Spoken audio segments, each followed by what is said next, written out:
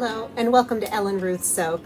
I'm Ellen and today we are making a beer soap, but I'm not using beer like I have in the past. I normally will distill down a couple bottles of beer in my liquid portion. Today I'm going to be using beer powder. I have not soaked with this and I'm anxious to try it. So we'll talk about how to get this in your soap and incorporate it when we get there.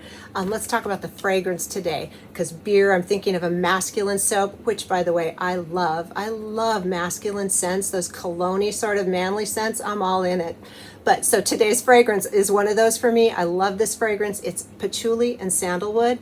Nature's Garden, soaps really well, smells fantastic. The scent retention on this is very strong. So even though it has a 5% usage rate, you can go a little less or a lot less and you still get a good strong smelling soap if you like patchouli and sandalwood. Some people really find it off-putting.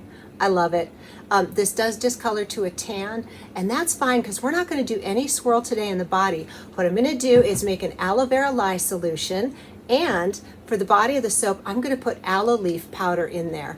It's just wonderful skin additive, and it adds the most gentle exfoliating. It's not even exfoliating. You can just feel a little grit. It's like a rough cut colloidal oatmeal, which we're also going to be doing. So it's not really going to make this a scrubby bar. It just adds a little grit to it, and I love it, and it's good for your skin, and so why not? I've got it. Let's put it in there. And so it's going to be just one color. We'll let it discolor with its tan, and thinking I might do something on top to make it a little special, but really the star of the show is going to be the beer powder and that beautiful fragrance. So got to get everything pulled together, and let's come back and make some beer soap. All right, we are back for soap additives time. This is all my oils and butters melted down here, ready to go. And here is my beer powder. And I looked up Wholesale Supplies Plus is where I got this version of beer powder. And it says in cold process soap to add it to your oils at a rate of 1 to 2%. So I'm going right in between there, just a little over 1% for the beer powder. So that is my first additive that we're going to go ahead and plop in here. And then I have my fragrance oil that I have worked with before. I'm going to go ahead and add that in here because I just want it all blended in. Make this super simple. Okay, next special additive is the aloe leaf powder. And this is such a pretty color. It's just going to take this, because the fragrance is going to beige up, and this will just add a little bit more of a beigey tone to it and a little bit of speckly grit in there. So that's in here. Got all that. Okay, now for the standards. We've got our kale and clay and our colloidal oats. A lot of stuff going in here, but the soap can handle it, so don't worry about overload. We're doing fine, and this is all going to make for such a wonderful lather. If I remember at the end of the video, I will try to remember to do a lather test for you all and show you how all of this works out. So let me get this blended in, and then we can come back and get to making this soap.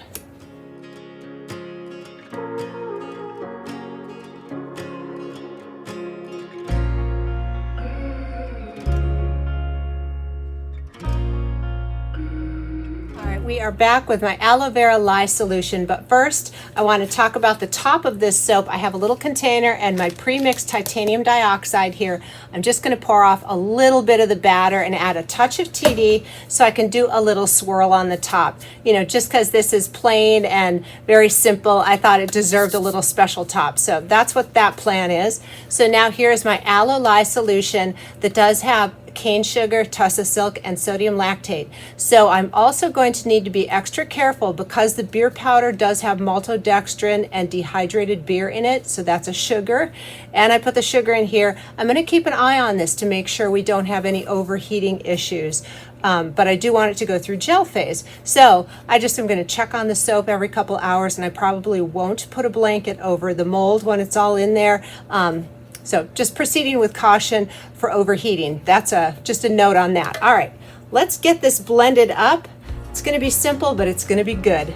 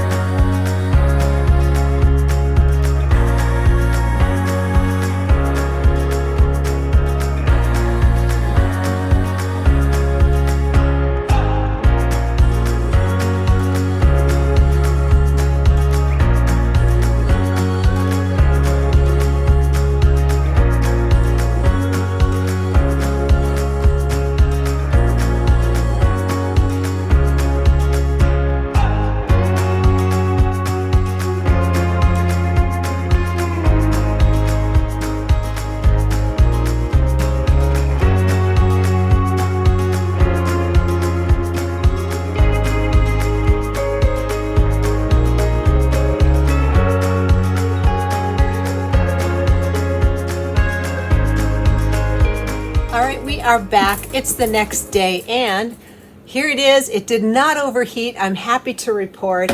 It looks wonderful. I didn't steam the top or anything. It just looks pretty and I didn't want to mess with it. Smells fantastic. So let's get it out and get in here. The uncolored or the natural color portion was thinner than the titanium dioxide portion because titanium dioxide speeds up trace a little bit.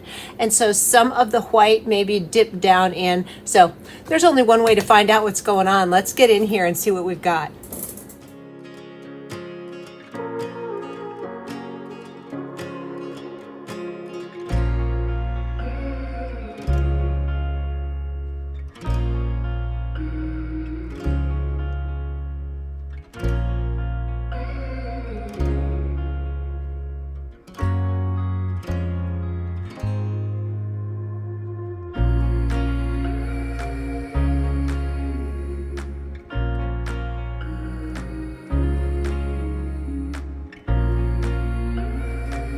We are back with the lovely Olga, and I want to talk about a couple of things here. First of all, I think that's really cute at the top. It kind of cracks me up. And second of all, you can see a little bit of darkening. There's a rim around this, so this is definitely going to darken up just a little more. There's the bottom. I don't think a lot, but I can definitely see a little rim there, and that is an indicator of a discoloration that's going to happen when you see that. Also, I love the speckles between the colloidal oats and the aloe vera powder. I'm absolutely loving this. Smells so good too. Like I said, I love a good masculine sort of cologne-y fragrance. I am all about that, and this one hits it for me. I think it's fab. This fragrance was delightful to work with also. Very nice, workable trace. All right, oh, that's interesting. Look, it's kind of yellow and then also a beige. So we're gonna have a little bit of a color morph, and I will take all the photography at the end of the video will be the end color. Usually when I have a discoloring fragrance, what you see at the end is what it ended up as. So I try to wait on my photography to catch that for you all. So, all right, let's keep going here and see if there's anything different. I think the little blips at the top are kind of cute. Maybe like when you pour a beer and it has foam at the top. Let's think of it like that. And the yellow is fading out towards the middle.